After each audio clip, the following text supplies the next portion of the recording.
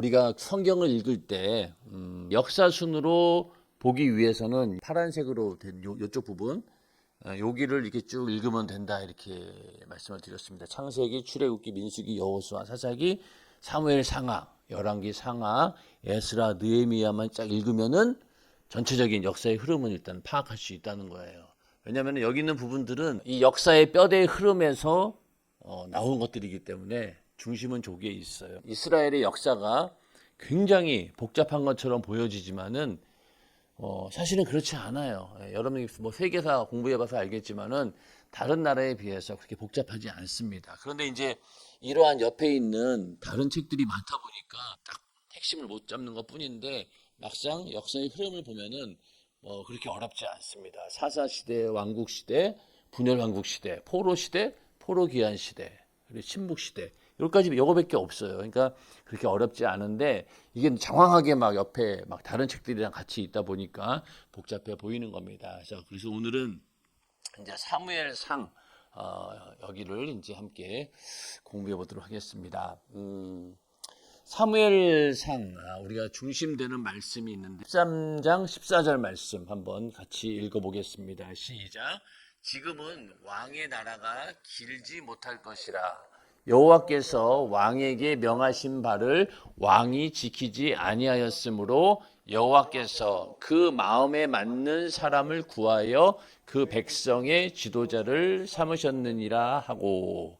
자, 요거는 이제 사울에 관한 이야기죠. 사울이 이제 하나님의 명령을 지키지 않았기 때문에 이제 떠나게 되고 하나님의 마음에 맞는 사람을 구하려고 하는데 그가 바로 나중에 세워지는 이제 다윗 왕을 말하는 겁니다.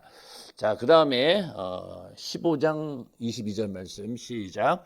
사무엘이 가로되 여호와께서 번제와 다른 제사를 그 목소리 순종하는 것을 좋아하심같이 좋아하시겠나이까. 순종이 제사보다 낫고 듣는 것이 수양의 기름보다 나으니.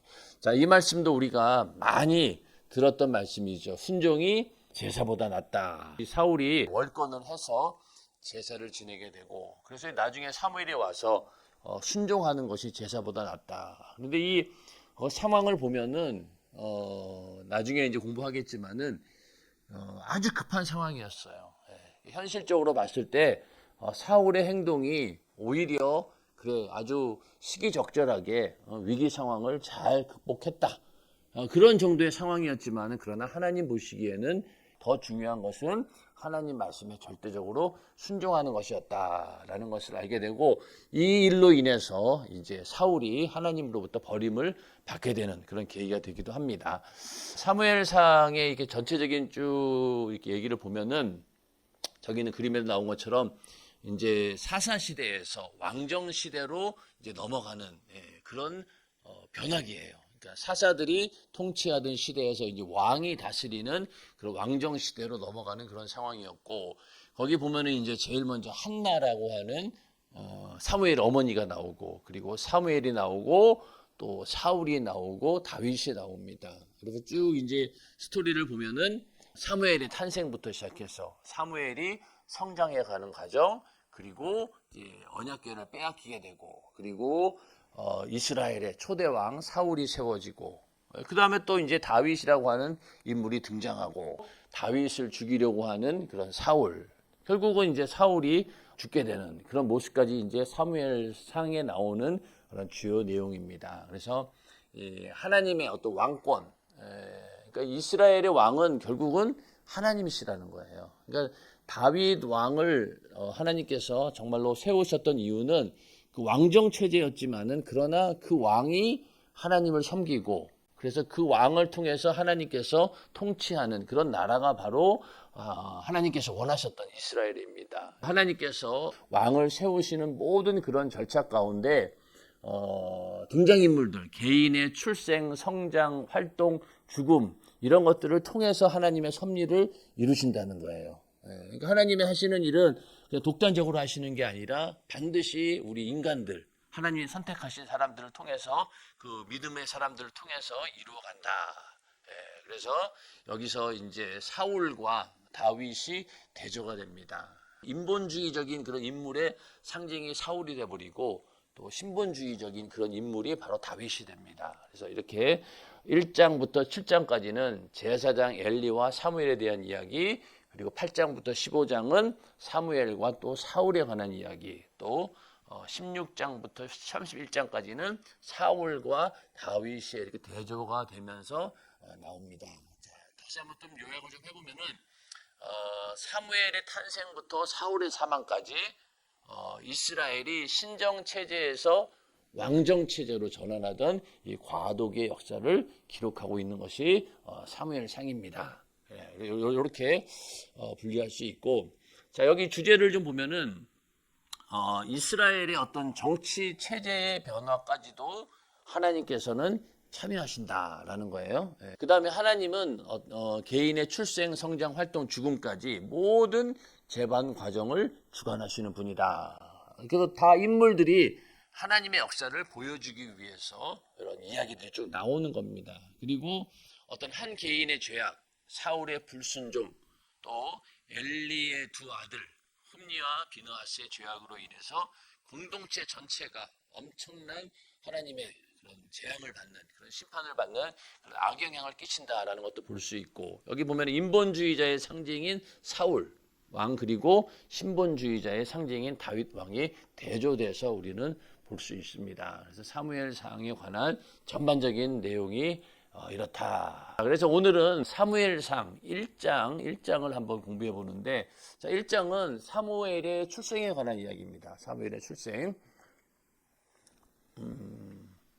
자, 1장 1절부터 이제 8절에 보면은 사무엘의 어떤 가계, 그 족보라든가 이런 것들이 나오는데, 자, 먼저 이 사무엘서 1장을 보면은, 자, 그 이스라엘이 사사 시대에서 이제 왕정 시대로 넘어가는, 그러니까 사무엘이 어떻게 보면은 마지막 사사인 거예요. 마지막 사사고, 그 당시 사사는 어떤 존재였습니까? 제사장이기도 하고 왕의 역할도 하고, 또 뭐 여러 가지 그 당시 하여튼 이스라엘을 총괄적으로 다스리는 그런 지도자였기 때문에 사사가 굉장히 중요하죠. 사무엘이 이제 마지막 사사가 된 거예요.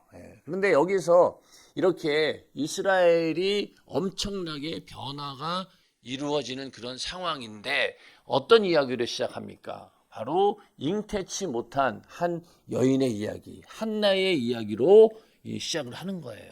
자, 그러니 어떻게 보면은 하나님의 역사가 엄청난 지금 변화기에 있는데, 거기에서 우리가 언뜻 생각하기에는 좀 웅장하고 좀 그럴듯하고 좀 스케일이 큰 그런 모습으로 이 이야기를 시작해야 되는데, 잉태치 못한 여자의 이야기, 한나의 이야기로 시작한다는 것이 보면은 이제 성경에 그런 일들이 되게 많으니까 그런 거 보면서 하나님의 역사는 어떻게 보면은 뭐 대단한 것이 있지 않은 거예요. 그러니까 우리도 일상 삶을 살면서 하루하루 평범한 삶을 살아간다고 볼 수도 있잖아요.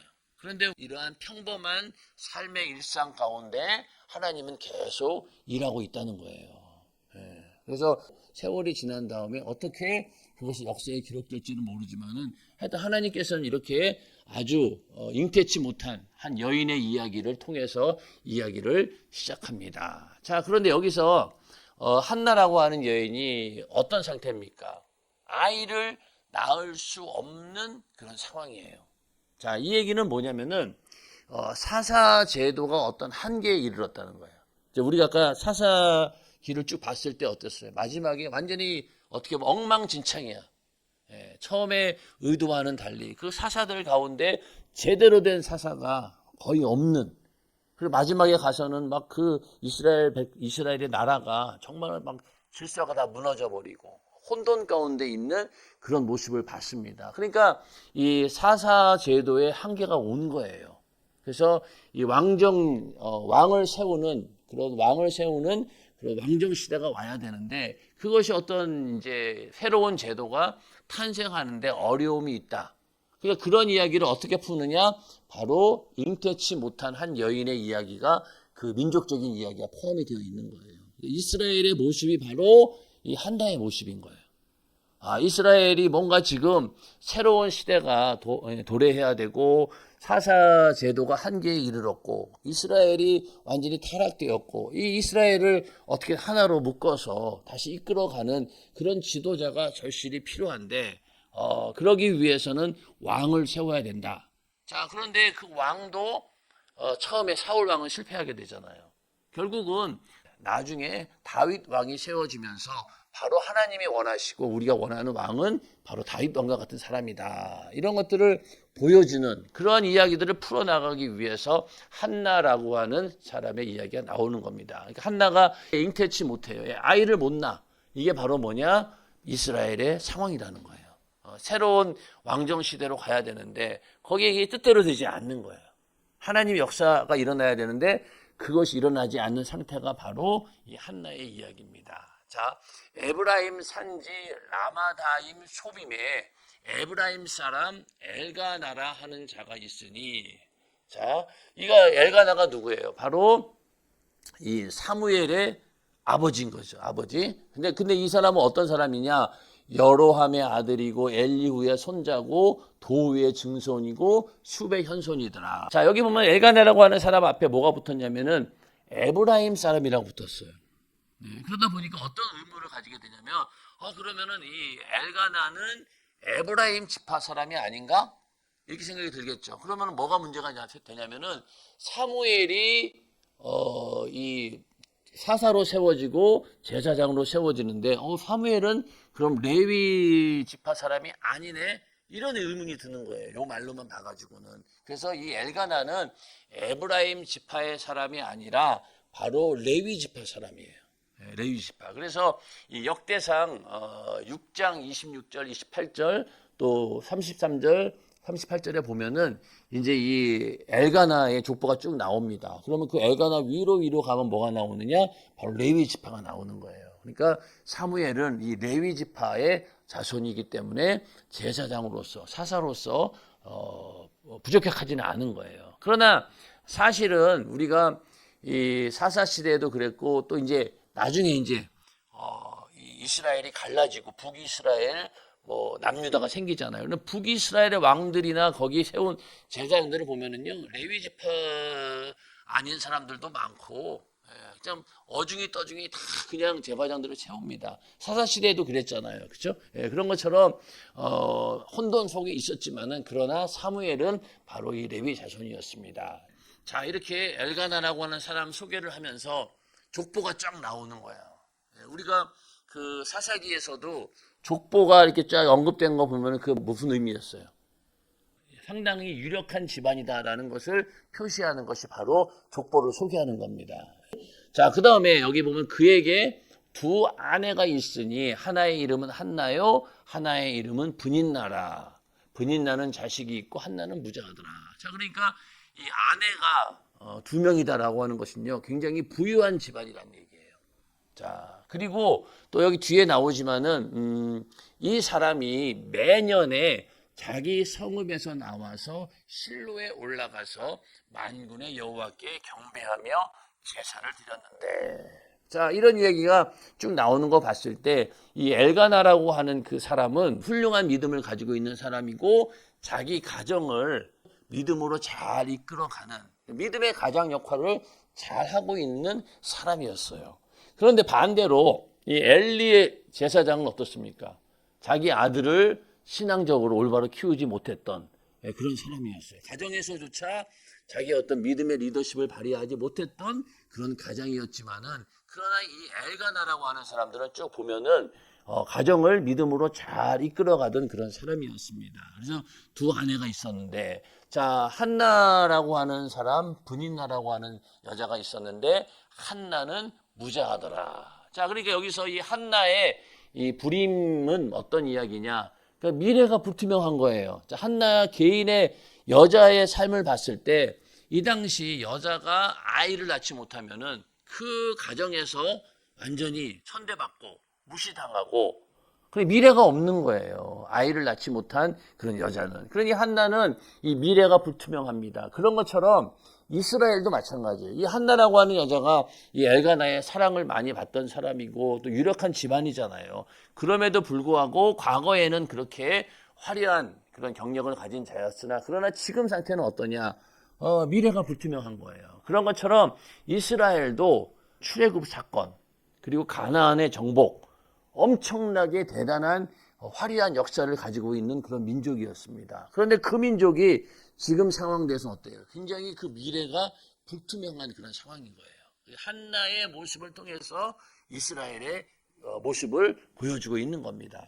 그러니까 이 애를 낳지 못하는 그런 여자, 그런 것처럼 이스라엘도 뭔가 여기서 돌파구를 찾아야 되는데 그것을 하지 못하고 있는 그런 불투명한 미래에 봉착해 있는 그런 상황이 바로 이스라엘의 현실이라는 겁니다. 자, 그 다음에 이 한나가 아이가 없는 이유가 뭐냐면요. 여기 밑에 보면은 여호와께서 그로 성태치 못하게 하시니 여호와께서 그로 성태치 못하게 하심으로 한나가 아이가 없는 게 누구 때문이라는 거예요?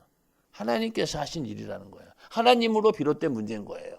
자, 그러니 이 한나가 아이를 못 낳는 것 이것이 하나님께서 그렇게 하신 일이니 어떻게 하겠어요? 하나님께서 해결해 주지 않고는 안 되는 그런 상황인 거예요. 자, 여기 이스라엘도 마찬가지잖아요. 지금 이스라엘이 민족적인 어떤 위기 상황에 놓여 있습니다. 그런데 여기서 이 위기 상황을 극복할 수 있는 방법은 오직 하나님밖에 없다는 거예요. 한나도 마찬가지고. 자, 그래서 이렇게 한나는 아이가 없습니다. 그래서 이 엘가나가 매년 자기 성읍에서 나와서 실로에 올라가서 만군의 여호와께 경배하며 제사를 드렸는데 엘리의 두 아들 흠니와 비느하스가 여호와의 제사장으로 거기 있었더라. 자, 이 실로라고 하는 것은 에브라임 지파의 성읍인데 가나안을 정복할 때 가장 먼저 점령한 그런 지역이기도 하고 중요한 건 뭐냐면은 성막에 있던 지성소를 옮겨 놓은 하나님의 법궤를 옮겨 놓은 것이 바로 어디냐? 이 실로라는 거예요. 실로. 그러니까 실로는 어떤 곳이에요, 그러면?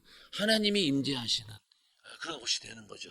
예, 그리고 거기에 대제사장이 누구였느냐? 엘리였고 그 흠니와 비느하스는 뭐였느냐? 바로 제사장이었다는 거예요.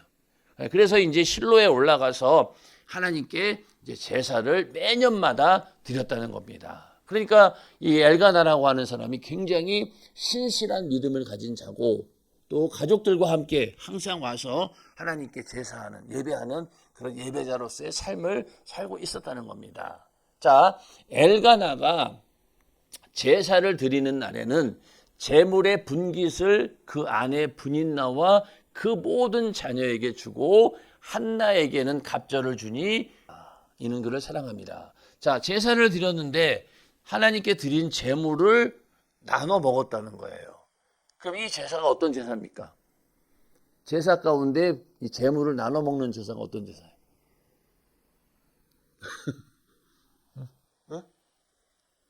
화목제 맞아요. 화목제.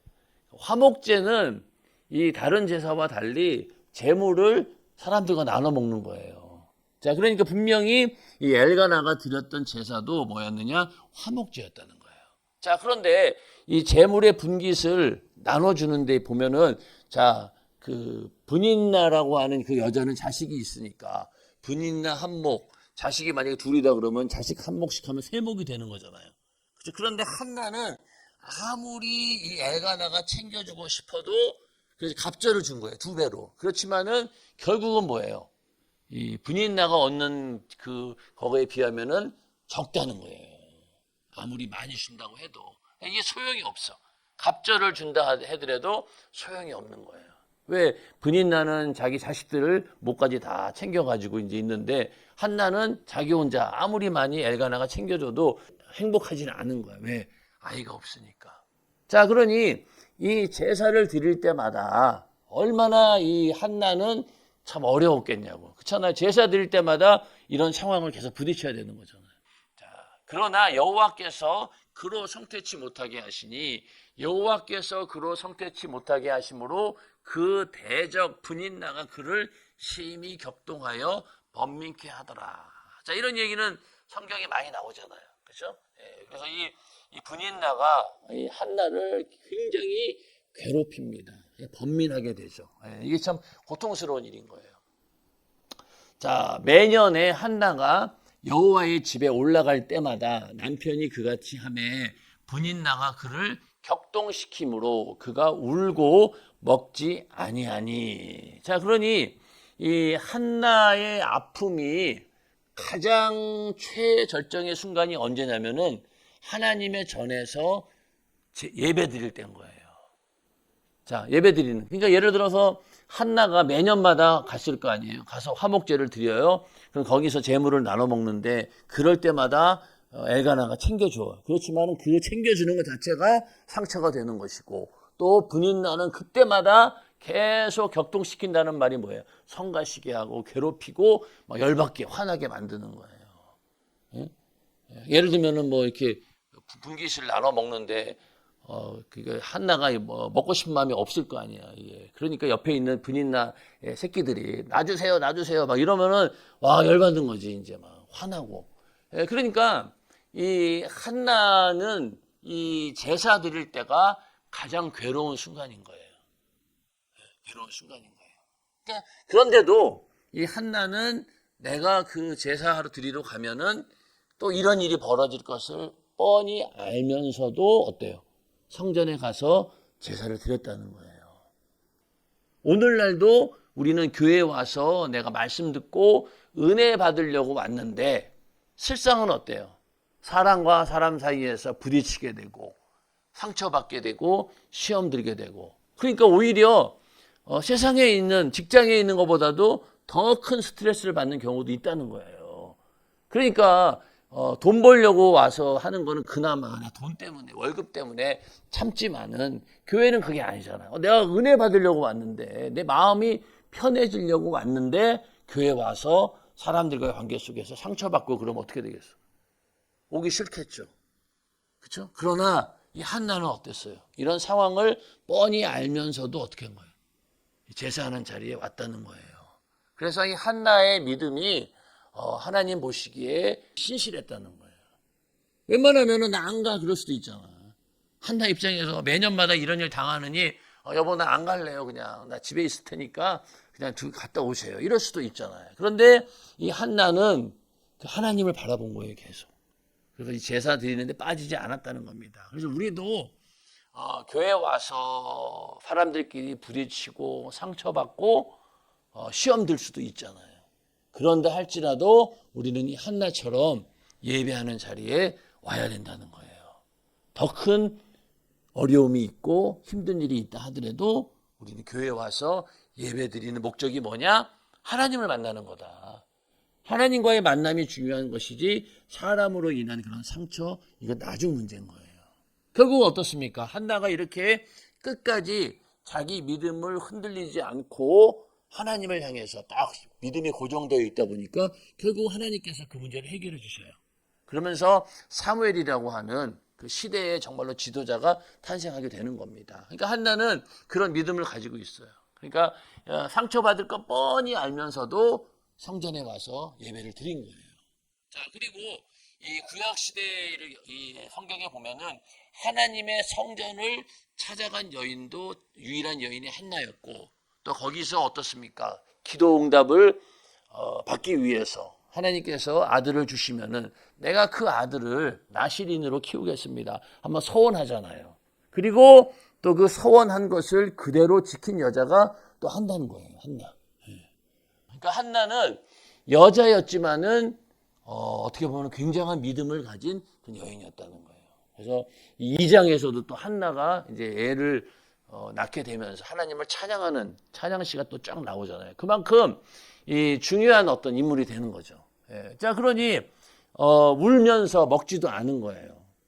그러니까 안 먹으니까 옆에 있는 그 분인나의 애들이 안 먹으면 저 주세요. 막 제가 먹을게요. 막 이러니까 더 막 마음이 아픈 거죠. 예. 자, 그 남편 엘가나가 그에게 이르되 한나여 어찌하여 울며 어찌하여 먹지 아니하며 어찌하여 그대의 마음이 슬프뇨 내가 그대에게 열아들보다 낫지 아니하뇨. 이렇게 위로하지만은 그러나 이것이 위로가 되지 않습니다. 자, 그러다가 이제 그들이 실로에서 먹고 마신 후에 한나가 일어나니 때에 제사장 엘리는 여호와의 전 문설주 곁 그 의자에 앉았더라. 자, 여기 보면은 이 대제사장 엘리가 어디에 앉아 있었어요? 여호와의 전 문설주 곁에 앉아 있었다고 하죠. 자, 이거는 그러니까 뭐예요? 솔로몬 성전이 지어지기 전이었지만은 성전의 형태, 건물 형태의 성전이 있었다는 거예요. 지금까지는 광야 시대는 뭐가 있어요? 성막으로 이동식이었죠. 텐트. 근데 이제는 어떤 성전, 건물 안에 있었다는 얘기예요. 건물 안에 있었고 또 의자에 앉았더라라고 하는 것은 이 당시 엘리라고 하는 사람이 대제사장으로서 그런 권위가 있는 그런 사람이었다는 거죠. 예. 한나가 마음이 괴로워서 여호와께 기도하고 통곡하며 서원하여 가로되 만군의 여호와여 만일 주의 여종의 고통을 돌아보시고 나를 생각하시고 주의 여종을 잊지 아니하사 아들을 주시면 내가 그의 평생의 그를 여호와께 드리고 삭도를 그 머리에 대지 아니하겠나이다. 자, 여기서 이제 한나가 마음이 괴로워서 이제 하나님께 기도합니다. 통곡하면서 기도해요. 자, 그런데 지금 이 한나가 아이를 갖지 못한 이유가 뭐라고 했어요? 하나님께서 잉태치 못하게 했으니까 애가 없는 거란 말이에요. 자, 그러면은 이렇게 생각할 수도 있지 않을까? 어차피 하나님께서 계획하신 일이니 내가 기도한들 뭔 소용이 있을까? 그렇죠? 하나님의 절대적인 주권이잖아요. 내가 애가 없는 거 하나님의 절대적인 주권이에요. 그러면은 절대적인 주권이 그러니 나는 그냥 순종해야지, 받아들여야지. 자, 그렇게 할 수도 있잖아요. 그런데 성경에 나오는 하나님의 역사를 가만히 보면은 하나님께서 정하신 일이라 할지라도 인간의 기도를 통해서 상황이 바뀌는 경우도 있다는 거예요. 그러니까 우리도 뭐 이미 정해진 일일 수도 있어요. 그러나 우리가 끝까지 하나님께 기도하는 거예요. 내 사정을 아뢰면은 하나님께서는 또 그 기도를 들으시고 또 역사하신다는 거예요. 이거는 완전히 정해진 일이고 절대 바뀔 수 없는 거야 라고 우리 스스로 단정 지을 수 없다는 겁니다. 그러니까 하나님이 주신 아픔이잖아. 그렇죠? 하나님께서 잉태치 못하게 했으니 하나님이 주신 고통인 거예요. 그러면서도 그 아픔 때문에 신음하면서도 오직 그분만 바라보면서 그분의 역사를 간절히 기다렸다는 거예요. 기도하면서. 그러니까 하나님의 주권을 확실히 믿는다면 더 결사적으로 기도에 매달려 되는 거예요. 왜? 하나님이 이렇게 하시겠다라고 했다라고 하면은 그런 분이라면 내가 기도해서 응답만 하신다면 하나님께서 그 상황을 바꿔줄 수도 있다라는 그런 결론이 나오잖아요. 그러니까 하나님의 주권을 우리가 확실히 믿는다면 더 결사적으로 기도에 매달리게 되는 거예요. 지금 한나는 그런 기도를 합니다. 통곡하면서 기도해. 그리고 이제 서원을 하죠. 서원하면서 아들을 주시면은 내가 그의 평생의 그를 여호와께 드리고 삭도를 그 머리에 대지 아니하겠나이다. 자, 여기 보면은 나시린도 어느 기간 동안 나시린으로서 사는 사람이 있었고 또 어떤 사람은 평생 나시린으로 사는 사람이 있었습니다. 여기 이제 서원하기를 평생을 이제 여호와께 드리는 평생 나시린으로 드릴 것을 이제 한나가 서원을 하게 되는 거예요. 자, 사사 시대에도 서원했던 사람이 있었죠. 근데 서원이 어떤 거였어요, 그때는? 이것이 뭐라고 했나? 좀 하나님의 의도와는 맞지 않는 자기의 어떤 의를 드러내고 자기 명예를 위한 즉흥적인 그런 서원이었잖아요. 예? 그런데 결국 그 어때요? 그 딸이 죽었잖아요. 예? 그런 것처럼 이 서원이 있었지만 이 한나는 이런 서원에 대해서도 전혀 흔들림이 없었던 거예요. 그러니까 한나는 어떤 믿음이 있었느냐? 일단은 성숙한 신앙 인격이 있어서 이 분인나의 괴롭힘, 업신여김 이런 것들을 묵묵히 견뎌낸 사람입니다. 하나님 앞에 기도할 때 그런 걸 원망하지 않았다는 거예요. 하나님 원망하지 않고 그냥 아이를 달라고 기도한 겁니다. 자, 그리고 온전하게 하나님께 다 드리고자 하는 헌신된 마음이 있었다는 거예요. 자, 그러니 한나 입장에서 이렇게 어렵게 아들을 얻었다면 욕심도 나지 않을까요? 네? 욕심 날 수도 있잖아요. 그냥 이 아이 그냥 하나님께 드린다고는 했지만은 남편 엘가나가 반대하는데요. 그럼 못 드려. 이럴 수도 있다고요. 법적으로 율법으로도 가능한 일이었어요. 그런데 한나는 사무엘을 하나님께 이제 드리게 됩니다. 자, 그가 여호와 앞에 오래 기도하는 동안에 엘리가 그의 입을 주목한즉 한나가 속으로 말하며 입술만 동하고 음성은 들리지 아니하므로 엘리는 그가 취한 줄로 생각한지라. 엘리가 그에게 이르되 네가 언제까지 취하여 있겠느냐? 포도주를 끊으라. 자, 여기서 이제 이 한나가 기도하는 것이 이제 입술만 막 움직이고 소리는 들리지 않았다는 거예요. 그런데 그거를 이제 엘리 제사장이 보고 저 여자가 이제 포도주를 먹고 취해서 저러는구나 이렇게 생각하고 있었다는 거예요. 그러니까 이게 어떤 의미냐면은 엘리 제사장의 영적인 분별력이 그만큼 떨어졌다는 거예요. 저 사람이 지금 기도하고 있는지 술이 취해서 저러고 있는지 그런 것조차도 분간할 수 없는 영적으로 굉장히 흐려진 상태였다는 거예요. 그러니까 나중에 그 엘리 제사장의 말로가 어떻습니까? 비참하게 죽잖아요. 그게 왜 그러냐? 이렇게 영적으로 깨어있지 못하기 때문에. 그리고 자기 자녀들도 신앙적으로 올바로 키우지 못했고 그 원인이 어디에서 오느냐? 바로 엘리라고 하는 제사장의 영적인 분별력이 흐려졌기 때문에 이런 일이 생겼다는 거예요. 자, 그러니까 한나가 뭐라고 합니까? 나의 주여 그렇지 아니하니이다. 나는 마음이 슬픈 여자라 포도주나 독주를 마신 것이 아니요 여호와 앞에 나의 심정을 통한 것뿐이오니 당신의 여종을 악한 여자로 여기지 마옵소서. 내가 지금까지 말한 것은 나의 원통함과 격동됨이 많음을 인함이니이다. 엘리가 대답하여 가로되 평안히 가라. 이스라엘 하나님이 너의 기도하여 구한 것을 허락하시기를 원하노라.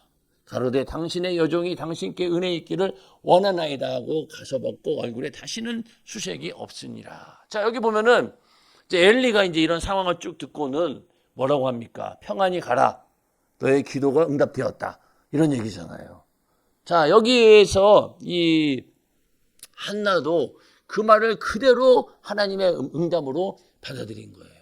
자, 엘리라고 하는 제사장 영적인 분별력도 흐리고 나이도 먹고 그렇죠, 뚱뚱하고 별 볼 일 없는 그런 사람이었지만은 그러나 그 말 한마디를 이 한나는 믿음으로 받아들였고 또 이 제사장 엘리가 했던 그런 말씀이 그대로 이루어지게 됩니다. 그래서 이 성경에서 이 제사장이 특정한 어떤 예배자에게 복을 빌어준 유일한 사건이 바로 이 한나에게 이렇게 복을 선포한 거예요.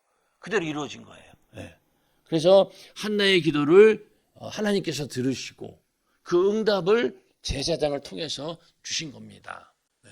하나님께서 기름 부어 세웠다는 이유 때문에 별 볼 일 없는 엘리라 할지라도 이 말씀이 그대로 응답이 이루어지는 거예요. 자, 그래서 이 한나는 막 마음이 요동칠 때, 그렇죠? 이게 뭐 그 분인나의 괴롭힘, 그거보다 더 중요한 건 뭘까요? 자녀가 없다는 것, 아이가 없다는 것 때문에 이게 항상 네 마음에 막 요동치고 있었어.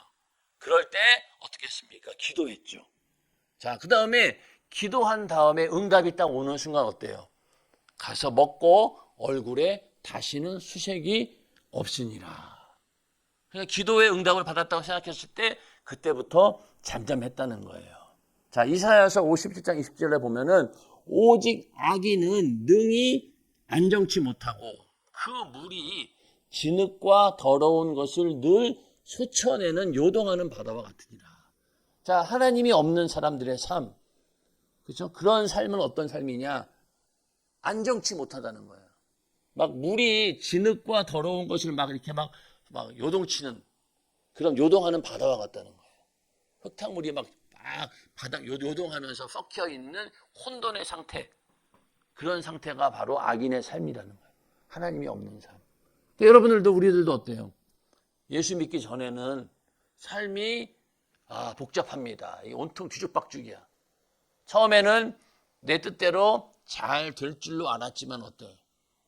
시간이 지나니까 이게 뒤죽박죽이 되는 거야. 아직 뭐 20대는 잘 몰라. 30대 지나고 40대 뭐 결혼해가지고 인생을 좀 제대로 이제 살다 보면은 내 원하는 대로 되지 않아요. 막 뒤죽박죽이야. 그러다 보니까 막 요동쳐요, 막. 모든 삶 자체가.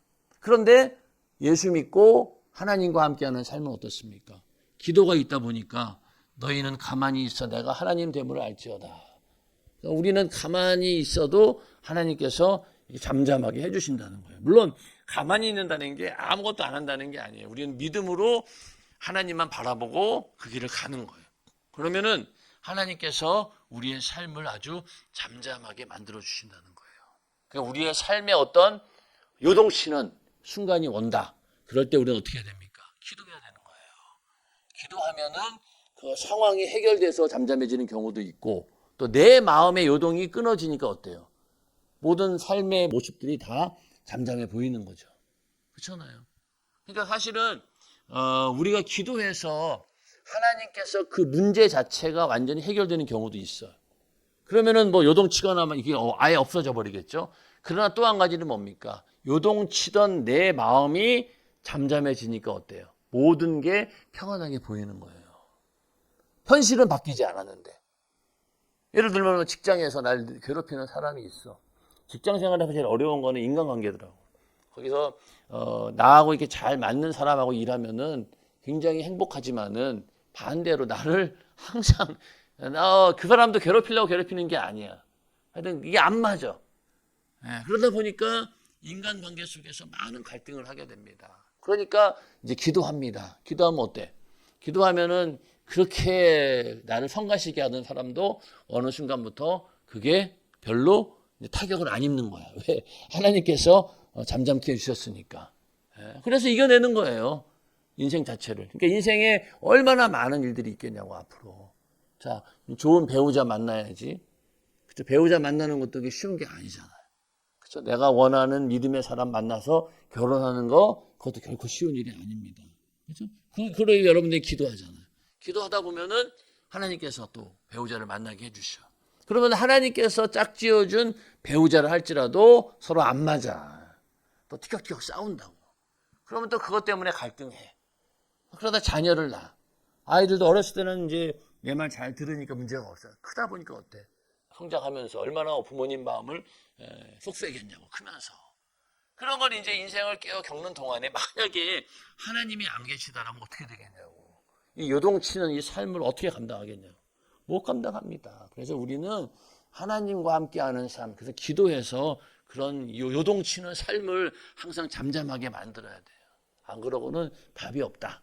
그래서 예수 믿는 이유가 바로 거기에 있습니다. 그래서 여러분들이 인생에 어떤 어려운 일이 닥치더라도 절대로 좌절하지 말고 기도해서 응답으로 잠잠하게 만들면 되는 거예요. 그렇게 되기를 주님의 이름으로 축복합니다. 예. 자, 그래서 이제 드디어 사무엘이 탄생을 합니다. 자, 그들이 아침에 일찍이 일어나 여호와 앞에 경배하고 돌아가서 라마에 자기 집에 이르니라. 자, 그러니 이제 응답 받았어요. 응답 받았습니다. 그러니까 이 한나도 믿음이 되게 좋은 거예요. 그렇죠? 그 자리에서 그 제사장 말 한마디에 권위를 두고 응답으로 딱 인정하고 돌아온 겁니다. 그랬더니만은 엘가나가 그 아내 한나와 동침함에 여호와께서 그를 생각하신지라. 여기에 이제 중요한 거죠. 하나님께서 그 기도를 들으신 거예요. 한나를 생각하신 거죠. 하나님께서 기억하신 거예요. 그래서 이 한나는 하나님 여호와께 자신의 처지를 기억해 달라고 기도했죠. 아까 앞서 나의 상황이 이렇습니다. 날 좀 기억해 주세요. 이러면서 기도했단 말이야. 하나님은 그거를 기억하셨어. 그랬더니만 어떤 일이 벌어졌습니까? 새로운 시작과 축복이 열린 거예요. 그런 것처럼 하나님이 언약을 하시거나 또 언약의 상대를 기억만 하셔도 어떻게 됩니까? 새로운 시작, 축복이 가능해지는 거예요. 그래서 하나님의 기억력은 우리의 아픈 기억을 과거라는 모래에 묻어버린다. 뭐 이렇게 얘기하네. 그러니까 하나님께서 기억만 해주시면은 그냥 다 되는 거예요. 자, 이스라엘 백성들이 애굽에서 노예 생활하는 동안 울부짖어 기도하잖아요. 하나님께서 그들을 기억하신 거예요. 그리고 이스라엘과 했던 언약을 기억하신 거예요. 그러니까 이스라엘 백성들을 애굽에서 나올 수 있도록 구원해 주셨잖아요. 이렇게 하나님께서 우리를 기억하실 때, 생각할 때 놀라운 역사가 일어난다는 거예요. 그래서 우리가 하나님께 자꾸만 나를 기억나게 해드려야 되잖아요. 그렇죠? 그래서 우리가 예배를 열심히 드리고 잘 드리고 빠지지 않고 드리는 이유가 뭘까요? 자, 예배는 하나님과의 만남이잖아요. 그럼 하나님과의 만남에서 하나님은 신령과 예배 드리는 자를 찾는다는 거예요. 예배 드릴 때 누가 나와 만나고 있나라는 걸 보면서 찾고 있다는 거예요. 거기에 내가 이제 발견이 돼야 되는 거죠. 그럼 하나님께서 나를 보고 이제 기억을 하는 거죠.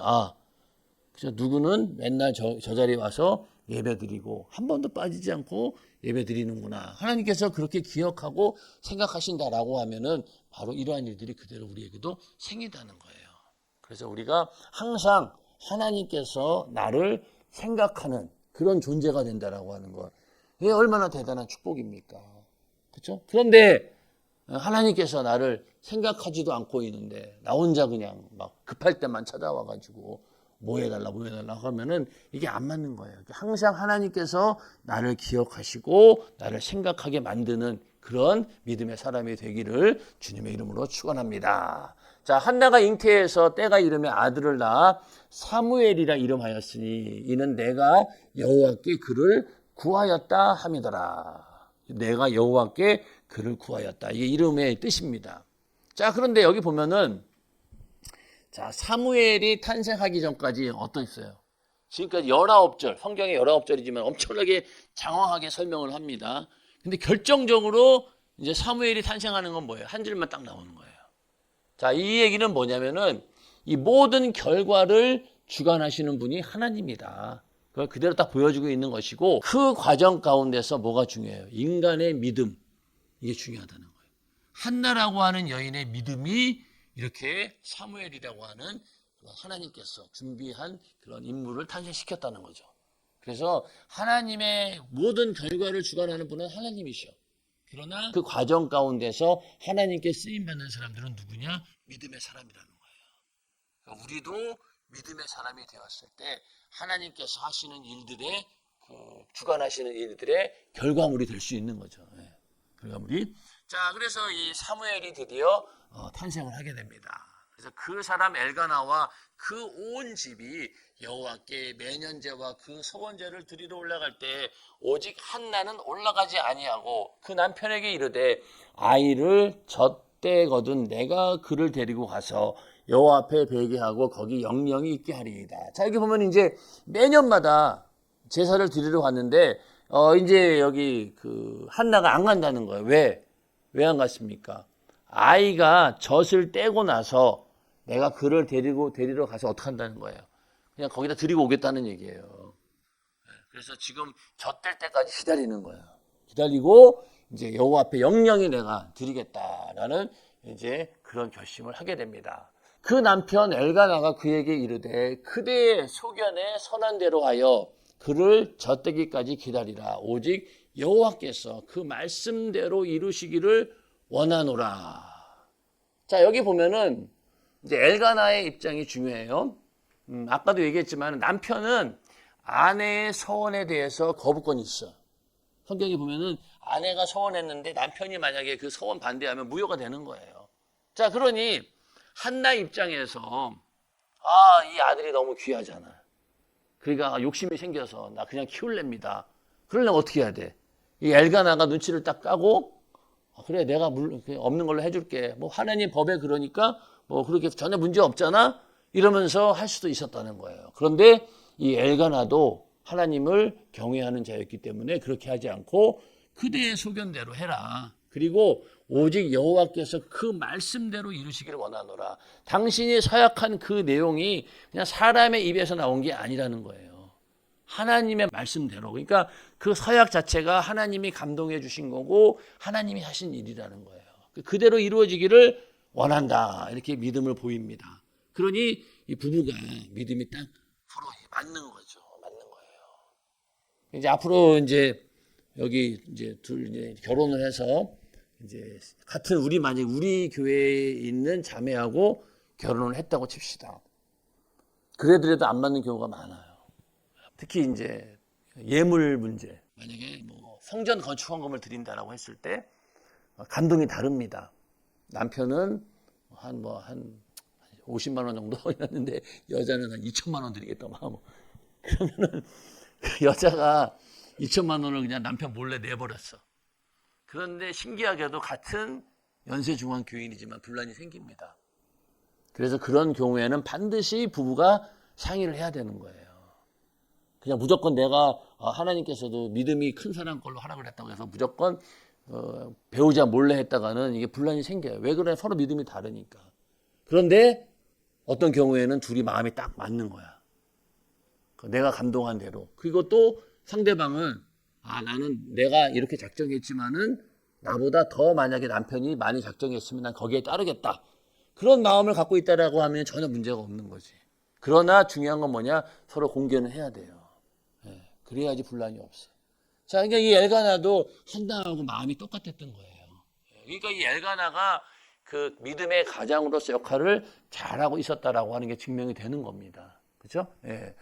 자, 그래서 위에 그 여자가 그 아들을 양육하며 그 젖대기까지 기다리다가 젖을 뗀 후에 그를 데리고 올라갈세. 수소 셋과 가루 한 네바와 포도주 한 가죽 부대를 가지고 실로 여호와의 집에 나아갔는데 아이가 어리더라. 여기 이제 그림처럼 그들이 수소를 잡고 아이를 데리고 엘리에게 가서 한나가 가로되 나의 주여 당신의 사심으로 맹세하나이다. 나는 여기서 나의 주 당신 곁에 서서 여호와께 기도하던 여자라. 이 아이를 위하여 내가 기도하였더니 여호와께서 나의 구하여 기도한 바를 허락하신지라. 그러므로 나도 그를 여호와께 드리되 그의 평생을 여호와께 드리나이다 하고 그 아이는 거기서 여호와께 경배하니라. 자, 이제 여기서 이제 끝납니다. 근데 여기 보면은 이 한나가 이 모든 문제를 해결해 가는 과정 가운데 다 뭐가 있었냐면요. 예배가 있었어요. 예배. 처음에 매년마다 실로에 가서 제사 드렸다고 했죠. 근데 거기서 제사는 드렸지만 어때요? 번민도 많았고 괴로움이 많았어. 그럼에도 불구하고 계속 하나님께 제사를 드리려고 합니다. 그렇죠? 그러고 나서 맨 마지막은 뭐예요? 사무엘을 드리면서 여호와께 경배하니라. 예배로 마무리 친다는 거예요.